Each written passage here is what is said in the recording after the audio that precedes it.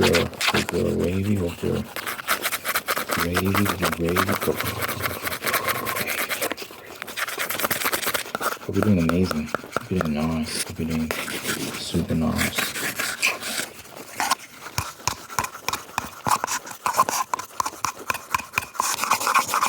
You good? You good? You good?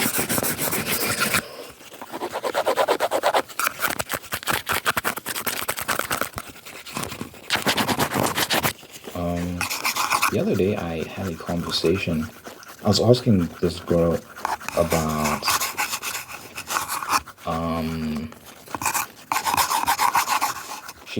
she's expressed this desire to be married and all these sort of things, right?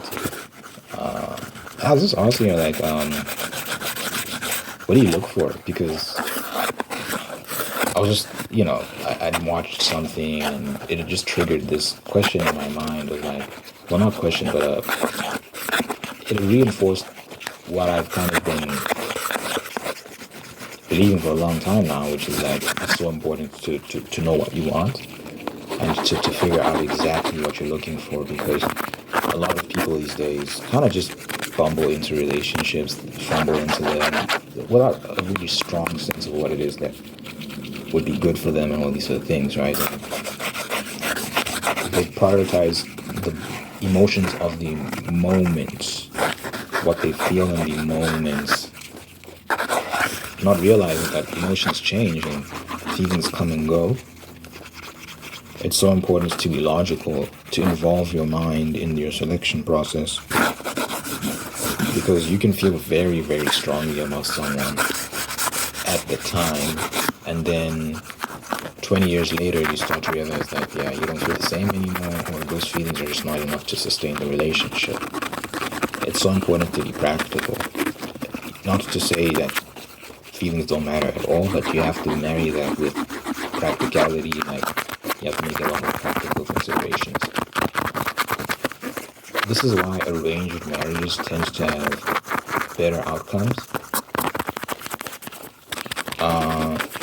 People will say, like, they do have lower divorce rates, but people will say that, oh, they're not allowed to get divorced. It's not that. It's they tend to have more stable relationships as well. So not only do they have lower divorce rates, they also have just more stable relationships in general, because practical considerations are made when arranging marriages. I'm not advocating for arranged marriages. I can see the merit in them and whatever, if that's a cultural practice for some. I'm not inherently against it, but I wouldn't want an arranged marriage for myself necessarily.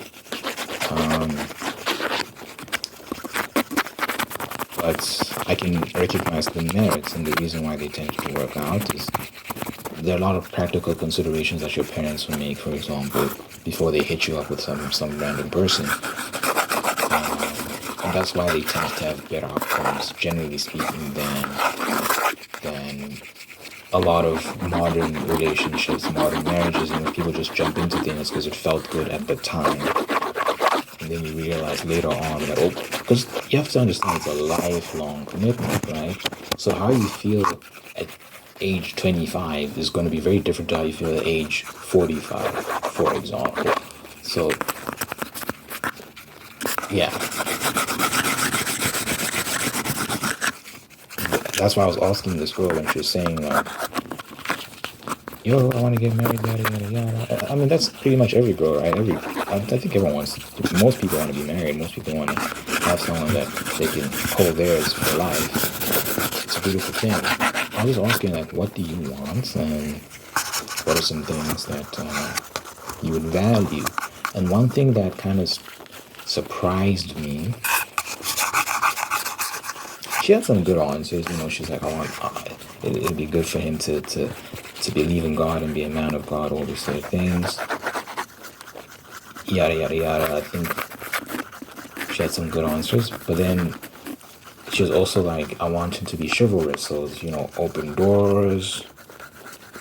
And just that certain level of respect and courtesy that chivalrous men tend to have. And She wants him to be traditional. So he's a provider and all this sort of things. He's a protector. He's strong. He's tall. He's this. He's that. He's handsome. So I was like, okay, she clearly expects a lot. But the issue I was noticing is that this girl isn't traditional at all. She's actually very, very modern and, feminist in many ways. So I was just like wondering, like, I should have called this out at the time, but I guess at the time it was just an innocent line of questioning. I wasn't really trying to catch her out or anything. So I wish I'd brought this point up. I wish I'd asked her, like, is that fair though? Because you're not traditional, but you want a traditional man. And how does that make sense? I think a lot of girls are like this. A lot. They don't realize how absurd that sounds. I don't think they realize that a traditional man will want a traditional woman. Like, that's part of what comes with him being a traditional man. He'll want a traditional woman, right? So we can say traditional, whatever. But the sort of guy you're looking for, a lot of the time, that guy who is strong, who does take care of the bills and does this and does that. It's all these things that we valued in the men of old. Yeah, that guy, he also has expectations. It's like, I think maybe they assume that he has no expectations, or that he's just completely fine with being with a modern feminist woman. It's like, yeah, that's not the case. And whatever you're into, whether you're super into the modernized ideals of dating, or you're more into the classic, more traditional dating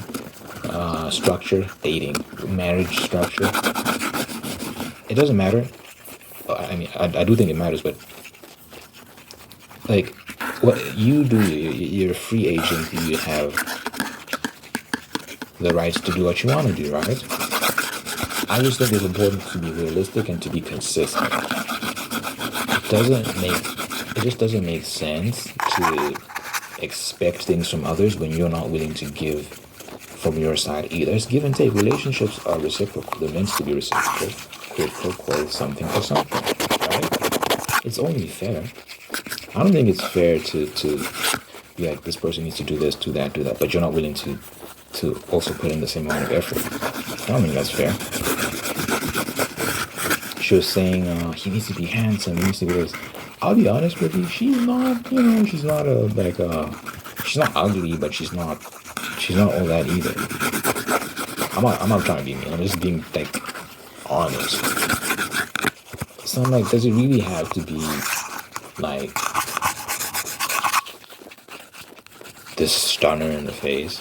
So there's just, I was just noticing like a lot of things. I'm like, it's just gonna be troublesome when she's trying to find someone if she has these very unrealistic expectations, unfair expectations. I wouldn't say unrealistic, I'd say unfair. They're not fair. So it's very imbalanced. So it made me think about myself, and I've talked about on this channel how, for me, yeah. So I'll be honest about the fact that I do want a woman who prioritizes being a wife and being a mother over stuff like career, for example.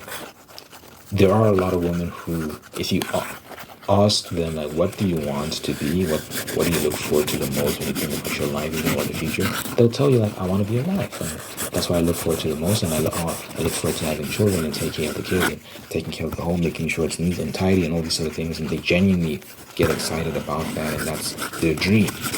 And I find that very, very attractive, and that's what I would want to be with. That's the sort of person I'd want to be with the most. It's very attractive to me. That being said, obviously, in that structure as a man, you have to then take care of your family. You have to be able to provide for them. You have to be able to provide the house. You have to be able to provide the food. You have to do this. You have to do that. There's a lot of things that would then be required from you, and it's not a small job. And in this economy, there are so many challenges that might come with a single income providing for the whole house, right? So I can understand why a lot of men would be like, I would prefer she works because I don't know if I can handle all that pressure. It depends. I do think I've always said, like, listen, a lot of people choose to stay in these very condensed cities where a lot of people are flocking to for various reasons. Sometimes they have to be there because of work, but other people just want to be close to where all the fun is at, where all the activities are. It's the place where everyone is, so they're there for the vibes. But you have to understand these places are expensive to live in. So I always say, like, part of the reason why you can't afford anything is because you live in a place where you don't really need to live. If you actually said, let's move out of here to some place that's less populated and easier to afford, your life could actually be more affordable, and you could actually start entertaining that traditional family model. There are a lot of people who do that. Sometimes it might mean you work a second job as a man, and your wife might also have some job she has on the side on the weekends. She could tutor or whatever the case may be. She could do all sorts of things to earn money, hopefully legal and moral, but you could make it work. So it's not necessarily impossible. I do believe where there's a will, there's a way. I think there are a lot of people who aren't rich at all who are making that lifestyle work for them, and they're happy as a result. So if you're serious about it, I do think there are ways to get it done. If you really, really, really want that lifestyle, I do think there are several ways to get it done. But yeah, I understand why men would be like, in this economy, I don't know, bro. And they'll be grateful for a wife that does have a job and can support them. So even though you are the primary provider in your relationship, maybe as a man you might be the primary provider. She's also working and also contributing to the bill. It might be a 50-50 situation. I get it. Times have changed. But for those of us who do want to pursue that lifestyle in which I as a man would be the provider and would necessarily take on the financial burden entirely by myself, I understand that that's not a small thing. That is a huge, huge responsibility. So I don't have time necessarily it's not that I don't have time, but it's like my time is better spent focusing on myself and making myself into the sort of guy that can provide in that way, as opposed to focusing on like the ideal girl for me, because I have to become so much before I can produce the sort of life that I would want for my family. It doesn't mean that I can't be with someone until then, but I do think it would be a big gamble for a woman to say, I'll commit to you even though you're not there yet. I think that would be a gamble because she'd be investing in something that she can't see yet, because I'm not that now. It's a process of becoming. So she'd have to say that I believe you will become these things, therefore I will hedge my bets on you, which is it's a big thing. And you know what? If you look at certain successful men who, they're doing well financially, they're respected in their communities, all these sort of things. Not all of them have like these stunning, like model wives, like they just look amazing physically. A lot of them, like just average looking women who that doesn't say anything about their personalities. They could have great personalities, but just in terms of how they look, it's like they look average. But more than likely, what happened there was that this was the girl that was with him from the beginning. Like, she gave him a chance, and he liked her for other reasons besides just her looks. and he stuck with her. He committed to her because she was the one who was loyal to him when no one else was. So there's something to be said about the girl that is willing to take that chance, that is willing to make that bet. She's proven that she's loyal and that she genuinely loves you for you, because she was there when you had nothing. It's not like I have nothing, but it's like, come on. It's like, yeah, compared to what I'm trying to become. Basically, yeah, I'm nowhere near that. So, that being said, I understand how big of a gamble it is. So I manage my expectations. I don't really, especially at this stage, I don't expect much from girls. I'm more so focused on developing myself and making sure that I can be the best version of myself, which will make it easier for me to attract the person I want. And my hope and belief is that, I don't have to be 100% of that thing that I'm trying to achieve, but along the way I'll meet someone. Along the way I will meet someone and then I'll commit. But yeah, there's a lot that needs to get done. I think about not just money, but confidence. I think it's so important as a man who is leading a family to have a lot of confidence in yourself, because your family is going to look to you to provide direction, and you can't be wishy-washy, you can't be unsure of yourself, you can't be an emotional mess. You have to be strong, you have to be confident, you have to exhibit the sort of traits that your children can then take after.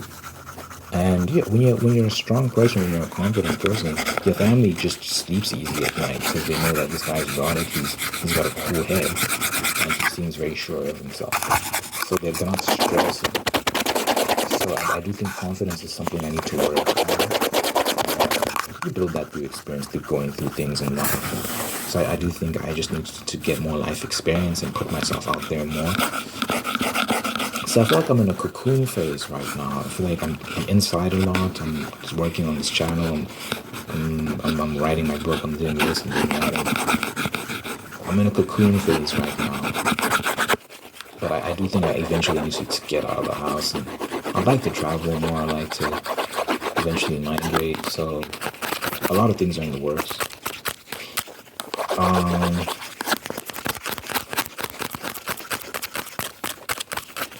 I think just developing a more solid sense of self, like being more secure in who I am, so that ties into confidence, I guess. But yeah, I do think I am a unique individual, and I need to embrace that more, so that no one can tell me. Because when you're being yourself, there'll be people that tell you to stop being yourself. And I just need to make sure that that's never a thing that affects me, and that I never steer off the path that I'm on, and I just double down on who I am. I think it's important for my children to see that, and my wife to see that, to know that, yes, this guy was always himself. He never let anyone kind of police that. Physically, I would like to. I'm pretty happy with my current physical shape. I'm not buff or anything, but I feel like I'm in decent shape. I don't overeat. I tend to eat twice a day, and I exercise in the morning. Not a lot of exercise, but I just keep myself warm. Keep myself relatively strong. I can do 30 strong push-ups. I can do 30 good ones. Like 30 push-ups where you go all the way down, kiss the floor, back up again. I can do 30 of those. Most people cannot do that. Most people cannot do that at all. So, I'm okay. I'm not amazing. I'm not the first person you'll call when you want someone to fight on your behalf, but I'm not a slouch either, so I'm doing all right. I would like to get stronger though, so but I think that's something that I can work on over time. I'm 24 right now, so it's time for me to develop it. I'm not putting too much pressure on myself. but I think I'm doing all right physically. But I can always be stronger. I'd like to learn how to use guns. I think that would just give me a stronger peace of mind. It does depend on the country you live in as well. If you live in a country with super low crime rates, like a Japan, for example, you don't have to worry about criminals. But if you live in the States where things are different, I think it would be a good idea to own a firearm and know how to use it. So I do think it depends on where you're living. Your considerations might be different. But just as when you assume that protector role, you have to be ready for anything. You have to be ready to protect your family at the drop of a dime. So I don't want to be useless. And it's very emasculating as well when someone threatens your family and you cannot do anything. The criminals just have their way. Like, no ways, dude. Are wants to be able to defend, even if it means I think it's better to die than to be honest. I think it's better to die than to let someone just do something to your family, hurt your family. I think it's better to put your own life on the line. And, hey man, y'all gonna miss me, but you gonna know if you wasn't a punk. I don't know. It's easy to say when you're in your bedroom filming an ASMR video, of course. But yeah, I dread the thought of that. So God willing, I'm never in a position where I have to do any of that stuff anyway. So I think it's important to also have intelligence, have wisdom. I think it's very important as a head of household to have wisdom so that you can pick the right places to live. So I'm not dragging my families into families. Imagine I got multiple families. Got 5 wives. Oh, that'd be crazy. I'm not interested in that. But anyway, I want to have the wisdom to like, we're living here because here is safe and we don't have to worry. And if I have daughters, they can go out at night and like I'm not worried. Like, where are you? Like, because it's like very safe environment. So definitely having the wisdom to pick the right places to live, so that you have peace of mind and you know that you're in a very, very safe country, very safe neighborhood, all that sort of stuff. So having wisdom, having strength, having confidence, having all the like when the girl is describing the sort of guy she wants to be with, and I want to be strong, I want to be this and all that. Like I want to be that guy. I want to actually be able to emulate all those qualities. But I think it takes time to develop some of those things. Some men are fortunate enough to have fathers who groom them to become that from early, so they naturally can assume those roles from early on because they as children they were already being taught these things. I think a lot of men, especially in this modern era, are learning late the importance of these things and as a process of becoming. I was telling this other girl because this other girl had expressed a similar sentiment, and I was saying, it's very important that you don't X out or you don't disregard any man that doesn't fit your entire criteria. So let's say, because she wants a provider, she wants this, she wants that. But be willing to encourage those traits out of him as well, because a lot of us are learning, and a lot of us have been raised in a society that tells us that those things are toxic and yada yada yada, and it's just not encouraged as much anymore. But I think now women are waking up and realizing, oh wait, we actually like those things. We don't like the feminized men. So I do think part of the process is learning to do these things. So I think patience and dedication as well, like identifying, like, is he a good guy, is he loyal, all that sort of stuff, and then some other things, we can work towards them. Like, don't leave if you see that he has a lot of learning to do. Like, encourage him, like, be his cheerleader, and then I think a lot of guys will surprise you in terms of how they can rise to the occasion. Same thing with dudes as well. She might have grown up in this era of like independent boss babes, and she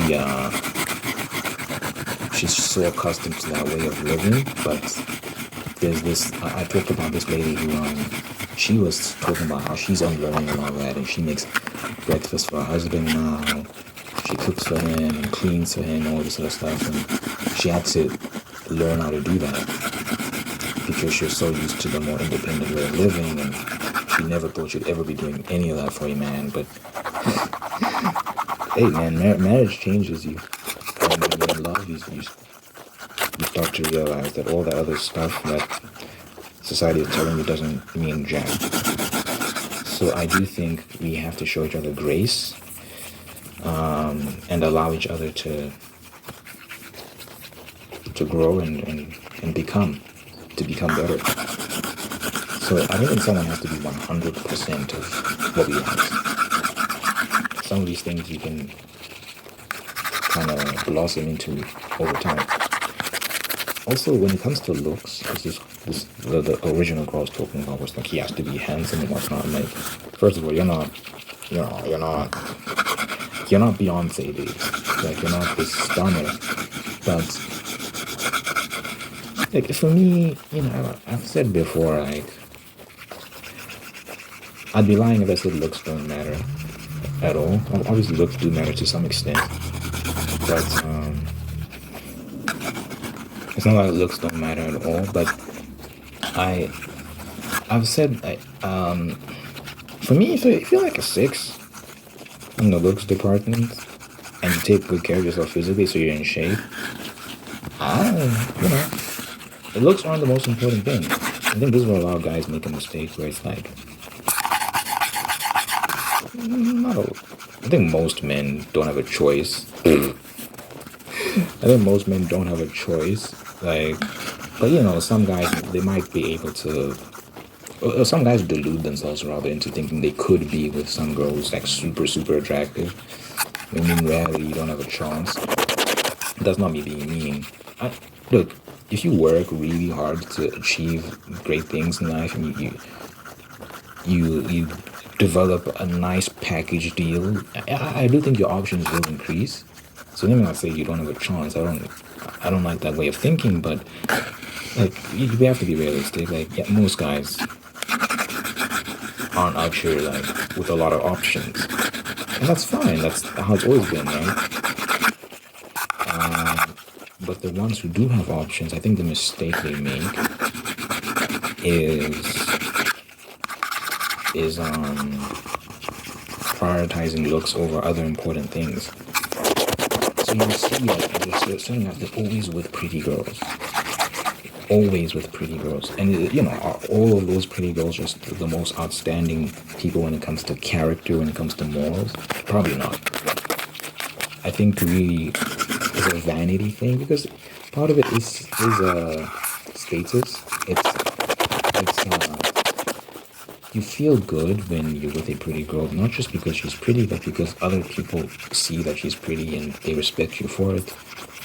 It's a status symbol, and there's a lot of vanity that's a part of that, and I feel that all the time too. It's like I would feel very proud to be with a beautiful woman, because it enhances my sense of self-worth as well, because it's like a crown. It's just something that just makes you look better. But I think more important than all of that is being with someone that's actually good to you, who's actually good influence to you, who's smart, who is kind, and all that sort of stuff, who's a good mother to your children. That's way more important than how she looks. It's infinitely more important than how she looks.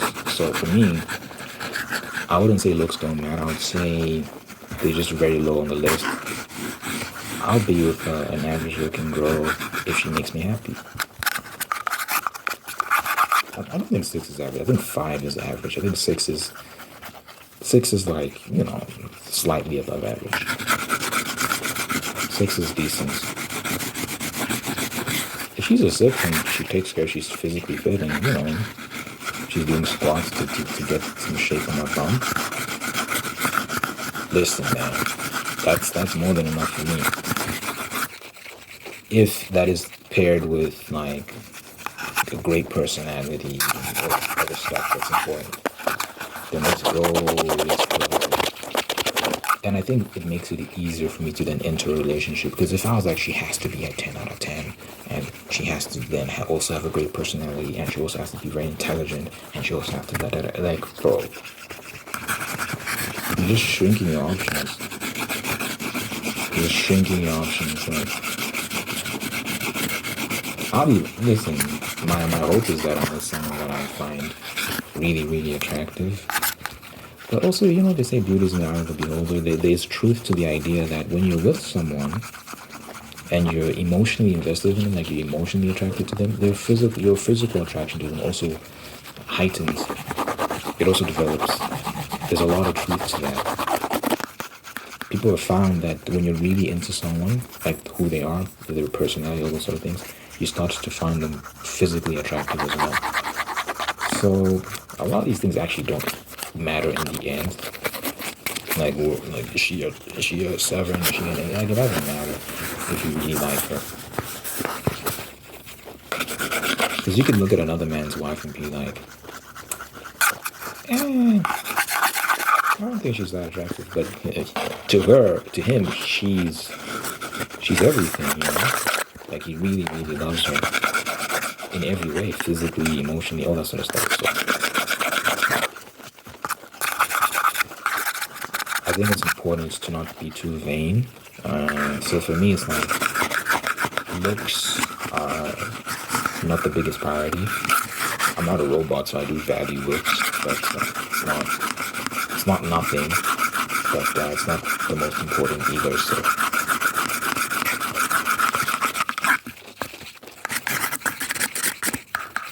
yeah, I do have expectations, but I also understand that she has expectations as well. So I have to work hard to become that which she would be happy with, and hopefully she's also working on herself.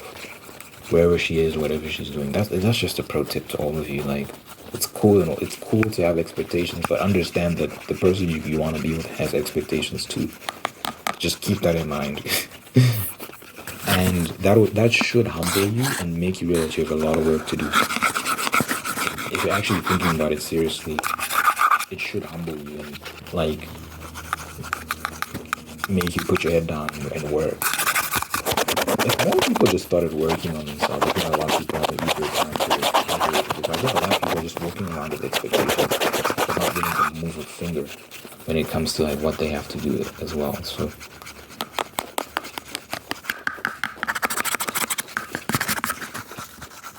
let's work on ourselves, people. Let's work.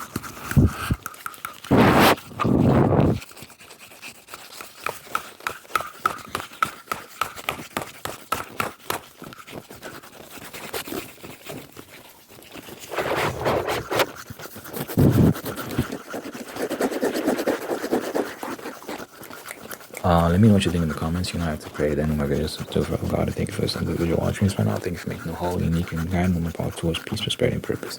Thank you for blessing this person with people in their life who love them, take care of them, be the absolute best out of them, and thank you for maintaining the ones who are there to do the same thing. Thank you for blessing this person with love and marriage, and sustain the love and marriage, and making him very, very happy. Thank you for blessing this person with the spirit of gratitude, so that you can give thanks for all the wonderful things in life, and like giving thanks to find peace, contentment, and attract even more blessings. Let your presence be felt in this person's life, so let your God, let your real, let your love him. Lord, we live for good health, long life, and happiness of this person, everyone that care about you, man, we pray in Jesus' name, we pray.